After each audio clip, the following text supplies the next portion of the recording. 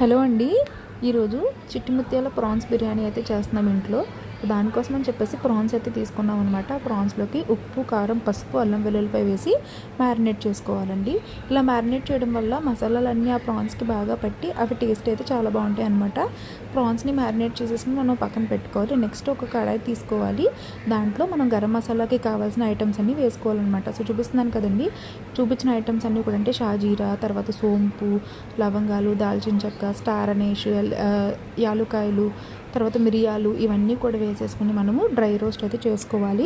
అవి బాగా రోస్ట్ అయ్యేంత వరకు సిమ్లో పెట్టి వేపుకోవాలండి. వేగిన తర్వాత మనం వాటిని పౌడర్ చేసుకోవాలి. అంటే మనం బయట తీసుకున్న గరం మసాలా వేసుకున్నా కూడా బిర్యానీలోకి ఒక మంచి ఫ్లేవర్ రావాలి అంటే ఇలాగా గరం మసాలాని కుమ్ముకుని వేసుకుంటేనే మనకి బాగుంటుందన్నమాట. సో నేను అలా అయితే గరం మసాలాన్ని కూడా ఫ్రై చేస్తాను. అండ్ ఈరోజు మనము చిట్టుముత్యాల బిర్యానీ చేస్తున్నామండి. ఈ మధ్య మనకి ఎక్కడ చూసినా కూడా చిట్టుముత్యాలు అనేవి చాలా ఫేమస్ అయిపోయింది. అది ఒక టైప్ ఆఫ్ రైస్, మీ అందరికీ తెలిసే ఉంటుంది అనుకుంటున్నాను. ఒక టైంలో బాస్మతి ఎలాగో ఇప్పుడు ఇవి బాగుంటుంది అంటున్నారు. అండ్ మేము ఈరోజు ప్రాన్స్తో చేస్తున్నాం.